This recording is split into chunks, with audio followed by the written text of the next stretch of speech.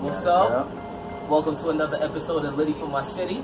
You know, I'm Wingzlitti, and I got a special guest with me today, a good friend of mine. Introduce yourself, because we're doing it classic. What's up, y'all? My name is Klassic from Brooklyn, New York, representing Flexing, representing Brooklyn. Here with joining RUMS on this new adventure, you know what I'm saying? New prosperity that's going to be happening here. You know, that there's like all crazy stuff happening. We're still going to get down to business, keep it real how we can keep it. Ooh, alright, no reason for me to say anymore.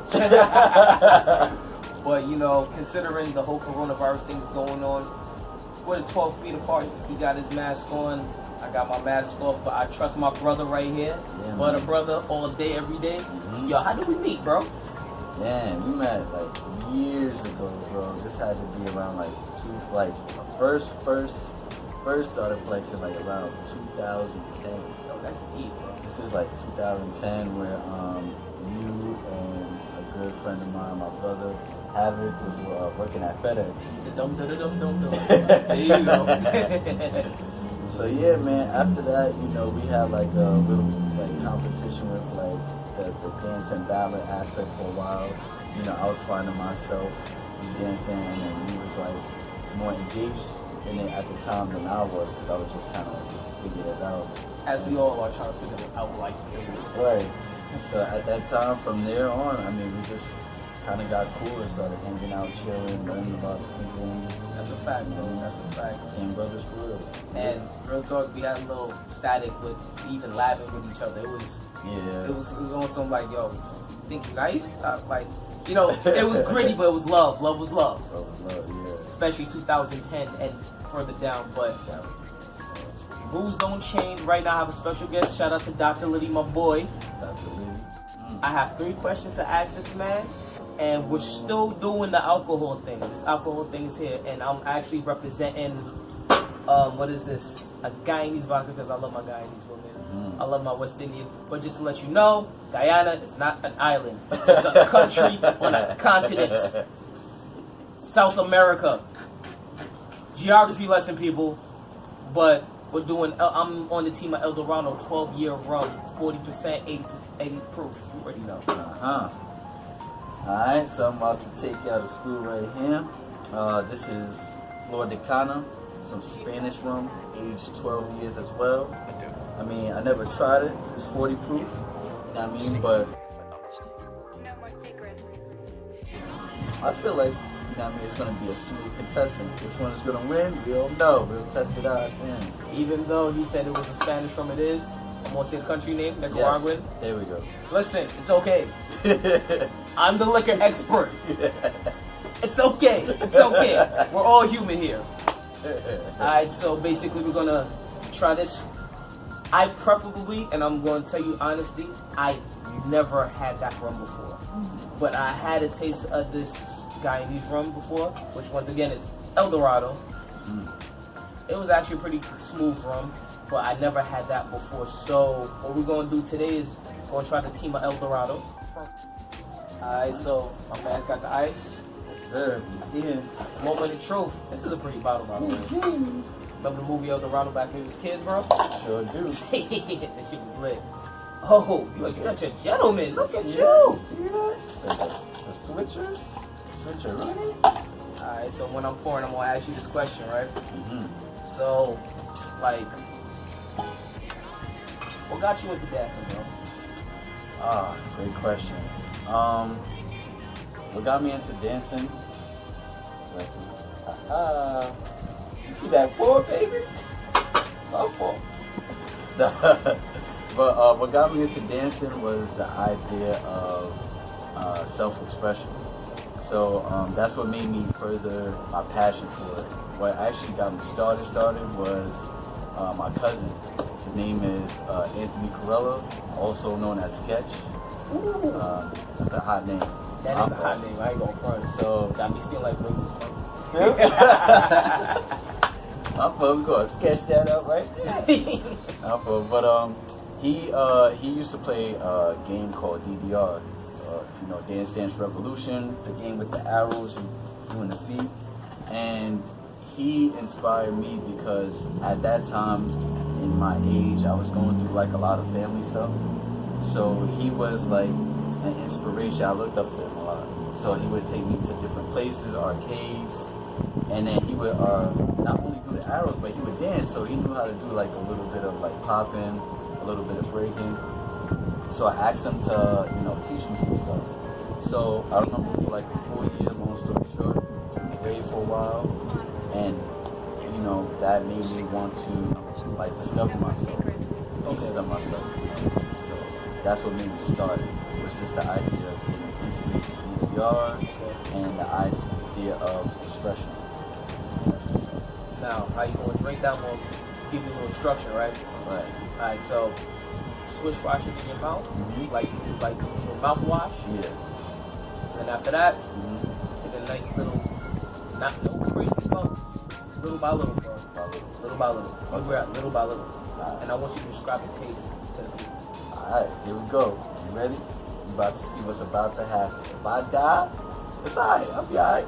Come back in about 150, 200,000 years or something like that. That means blame it on wings. Alright, here we go.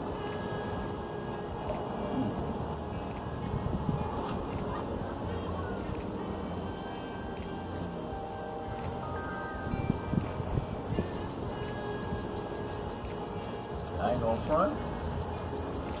This is butter smooth, son. Like, yo, bro, 12 years. So I feel like it's, smooth. well, we all know, And take it, it's a nice, yo, bro, like it has a little spice to it, bro. Like it's smooth, it's sweet and spicy, yeah. but it's still smooth.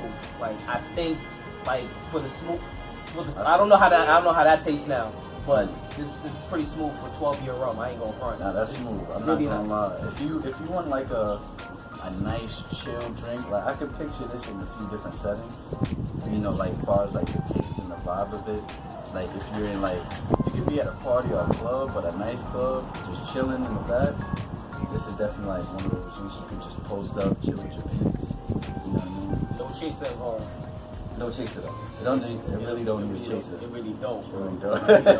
I like this. Me too. You hear, baby? What? I can't promise how I'll feel after this though. My man's is not a drinker, he's a dancer. Yeah, I just dance, that's it. Yeah, bro. Bro, you know what it is, bro. You know what it is. I used to be a dancer. Actually, I gotta put up some old battles on my IG with me and Havoc. Me and Havoc actually battled. That was a thing. Oh, snap. That was a thing, bro. We did it. We was actually repping our styles. Shout out to Rep Your Styles. Unfortunately, they didn't post my shit. But it is what it is. But yeah, shout out to Rep Your Styles. Like me and him was actually going for the crown for who was gonna be the one to contend for the flexes. Yeah. At that time. So like I ain't gonna front. I did pretty good. Considering where Havoc is at now, but that's another story. That's another story. Another story for another day. That's alright. Cause you know what? You sipping no. Ooh. Oh, that's a lot. Alright, bro, let's finish it up. Alright. You really do like that, don't you?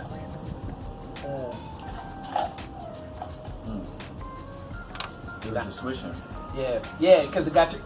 The swishing is actually to get your mouth ready for the flavor. If I didn't cover this from before, I've probably been like, I've probably been like, if I didn't do the swish, like how you said, it probably hit me a little bit harder.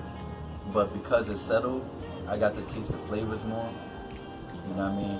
It popped out. I taste like the sweetness of it, the smoothness, like a little bit of smokiness and spicy. That's what kind of thing it gives you. Yo, bro, I'm not here to tell y'all lies. I'm hearing it from another man. His name is not Dr. Litti. You feel me? But now, going towards, you gotta represent your drink. Yeah, alright, here we go. So, it's the Flor de Cana, 12 years, same like El Dorado, 12 years, alright? So now we're about to do the taste test that's about to go down. Now, my second question for you is, my brother. Alright. How do you feel like battling is now today in the dance? Because I wouldn't say in the genre, but in the dance world. Because the genre itself, our genre of dancing, especially in Brooklyn, Right. it's small because there's a lot of people that still don't know about it. Right. So, what would you say within the battling part is the difference between now and then, even if it's to first your own people in your own genre and then go out and face somebody else in a different genre? Wow, that's a really, really good question. Because you came from 2010, I came from a Yeah. different era where it was you with a buddy chuck, Yeah. you with a buddy chuck. Like I came from the raw era. So he came from the time before I came into it. And this is what I feel about that, like, And this is all your personal opinion. personal opinion. Okay. So my thing is I came late to flexing, but I'm very like cultural oriented. Like I like to know about like history and time periods and basically everything that flows and correlates together. So for me, the battling now doesn't have as much depth as much as it does anymore. People aren't as hungry as they used to be. Music has changed. It's not as gritty. It's not as gritty. Music changed. Fashion changed. Like the thing for me is after about 2013, 2014, that's where a lot of things started to go from street and really authentic and really about the battle aspect and the warrior and exchanging to more about commercialism, money, what opportunities can it bring, you know. And for me that dilutes the essence of the battle itself, because when we was battling, I had to be my most present self, and if I wasn't my most present self, then I would lose. But nowadays people pre-plan their rounds. They'll do, you know what I mean? They won't express themselves really. They'll just do moves to, you know what I mean? They'll do like moves to basically have somebody in the crowd cheer. You know what I mean? Like the craziest moves. And for me, battling at first wasn't about that. It was about you and the other person Going head to head, exchanging. Like, and it was more of a feeling type, bro. Feeling, it was yeah. like, yo, bro, you try to violate me, Yeah. I'm gonna take off your head. Like, Right. that was a thing, that bro. was a thing. And it's like afterwards, like for flexing, it could be a two-way thing. It could be more, now it's more love. Back then, it would be like, Yo, we give each other a pound, like, yo, bro, I'll see you next time, Yeah, bro. That's exactly. words to everything I love, bro. I'm coming ready this time. Yeah. exactly. Son, the You don't good have that times. no more. Like, you don't have the you know what I mean, the connection where the street meets the expression. You just have like people just doing moves now just to see what's the hottest thing. And mostly like some of the OGs, the YGs, which is like younger generation, but the ones that been around to see the OGs are the ones that's like the best right now. You know what I mean? And then like where I trickle in is like I trickle in after Havoc, like when you already been like established. So I like me and you, like you had it more than I did. But And I had it more than Havoc, but Havoc rolled with a team that was back in South Shore when South Shore was South Shore. Right. And I was rolling with a team that was in Grady. And my era was a little bit different from yours because mine went from flexing to shot to dancing into the integration. So it's a little different. That's like Sam I Am went through that. Yeah, me and him are from the same era, so it was more on a music technicality. Right. And people weren't looking at punchlines. Yeah, exactly. It was more expressing yourself and who's the better dancer, now who's the better punchline. Right, exactly. Because at the end of the day, dance when you battle is supposed to give you a feeling. Like I remember like seeing people dance back then and they didn't even do much, but just their aura or their presence, the look, the what he's about to do, like the anticipation of something is what got me like shook back then, you know what I mean? Of like seeing like cats go crazy. But now it's like if I just see you do like a hot move, I'ma just be like, you know what? I can beat him. because all you worrying about is the move. You're not worrying about the feeling. Like, the feeling is what captures everybody. So, you know what I mean? So now, and what I realized, bro, last topic is like the fact that people, right, is starting to be conditioned to wait for the punchline. That is the audience. They're looking for it now. That's crazy. That is crazy. They're looking for the punch. Like back then, bro, it's like you can move, and that would be a punchy already. Like you didn't even have to. Yeah, it's just the vibe of just getting ready. Like, yo, I'm amping everybody up. What's up? Getting it, boom, boom, boom. Now it's just like, oh. Alright. One more. And I'm like, you gotta be kidding. What type? Nah, man. Alright. Let's try out the Nicaraguan. Alright, here we go. Cheers. It's gonna come with the third question, but in the last part of it, I'm gonna ask you which thing you want, and I'll tell you if I disagree or agree. Alright, cool. So let's get it. Cool. Here we go. We look swishy with this. No more secrets.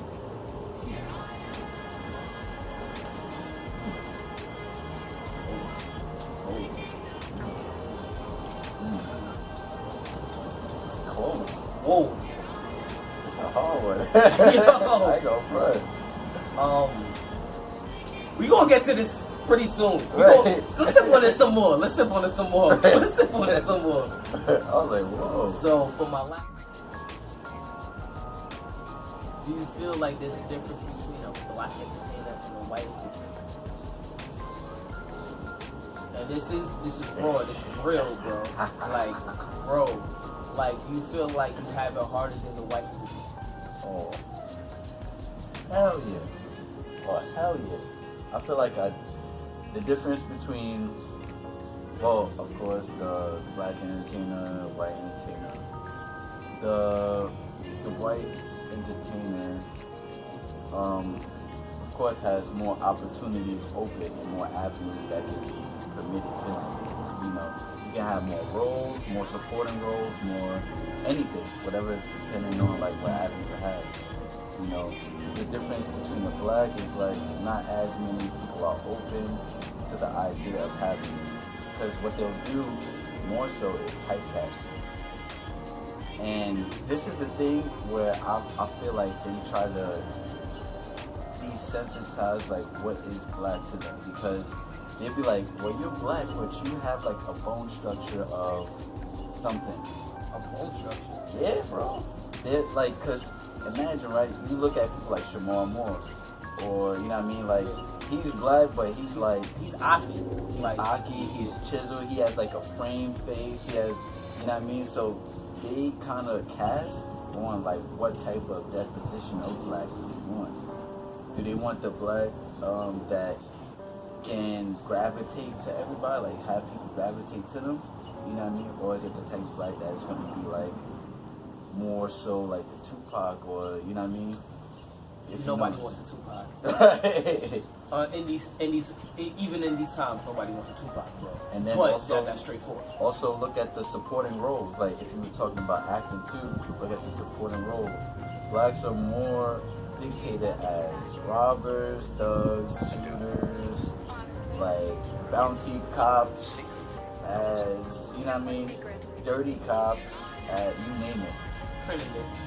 Right. I'm sorry. My fault. Yeah, my fault. Go on. But you see, like, you know what I mean, that's the way that they kind of pick us at, you know what I mean, rather than with the white actors or entertainers, they'll be more businessmen and this and that. And I'm like, so now when people from different countries look at movies or shows, they're going to think that's how we are. You know what I mean? And that's the one part that I feel like is the difference. Is like, you know, they try to show the levelism, right? By being very discreet, but by showing that it's like, okay, we have this position, they have this position. There's only very few blacks actors that is like super well known, that is like has like tokens. The tokens. And for a dancer like you, yeah, does that affect your dancing? it does in a big way, but then in another way, I learned the difference between working hard and working smart. See, because in the beginning, dance was a hobby. Dance was one of those things that I liked for the beginning, and then I realized I can make money from it. And then when I realized I can make money, now I'm trying to have these different opportunities open. But then, back then, around 2010, 2011, flexing wasn't, it was known, but it wasn't too big commercially how it is now.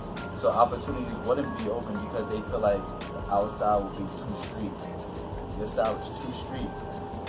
Or too raw. And I'm like, what do you mean too raw? Too black? Like, what do you mean? Too what? Because I see Also, some, I'm expecting, no, bro, I see some great dancers that are too raw, look naked, and let's just say they kind of lighter than me and they probably speak Spanish. Right. Exactly, bro. And they come in too raw? Too raw, bro. I had that so many times, bro. Like, they were like, oh, that style is too raw. I'm like, what do you mean by too raw? Like, expression-wise? Like, what are you talking about? And they couldn't give me like a real definition of what they meant by too raw. So I was like, so then what I started doing is, instead of me like grinding super hard all the time and disappointing myself because I couldn't get an opportunity, I was like, you know what, I'm gonna work smart, I'm gonna work diligent, I'm gonna know how to speak. You know what I mean? Because you know me being from Brooklyn, I like to speak Ebonics. Slang. What we know best. Like, yo. We know best, like, yo, but I realized when I had to go into different, you know, peoples or around different circles, I had to learn how to speak, you know what I mean, how to talk. And I realized, like, you can always draw an avenue for yourself if you know how to speak and how to get connected to, like, people, you know. And, like, that's the thing, like, and for me, like, it never been a black and white thing, but I just seen, like, going into a commercial world, how it affected us. Like, what parts, you know what I'm saying? So, to me, I feel like the change will come in just acknowledging that we can play any supporting role, any role, or do anything, you know. That's my thing with it. Everything black, baby. My fault, what am I wearing now? Oh. I'm sweating inside though, but it's alright. Melted chocolate, it's alright. Alright, bro, so we gotta make a decision. I guess to the situation is if you looking for smoothness, they both tie up. Yeah. But for flavor, Yep. I think for the 12 year, it beats out the flavor and the smoothness together. So El Dorado. I agree. I ain't gonna fry, I agree. Wow. See, there you go. It's the flavor and then the caramelization of the taste. With the spice and the sweetness, Yeah. going all together. This one was cool. It was just like a lighter version of this. That's what it felt like. Yeah, like I felt like, yo, it had the smoothness, but it didn't have that that little spring of, I guess because we got spoiled with the little season. Yeah. With the little season.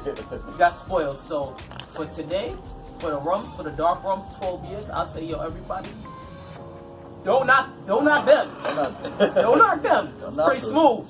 It's smooth as hell. But for the flavor, the taste, the smoothness, El Dorado, City El Dorado, where to go with that, baby. That's where it goes, baby. Yo, I hope you enjoy the rest of your drink. It's been a pleasure. Yes, sir. Maybe one day we can, if I get 6 months to practice, we can battle again. Yeah, and we can set the scores. Yeah, man. That's hey, a I'm fact. with it. Hey, it's 1-0. Yeah, we could be 70. I'll still do it. That's a fact, bro. I'm like, you remember the time? Yo, everybody keep it litty for your city and drink responsible. We out here. Honestly. Yes. Secretly, but honestly.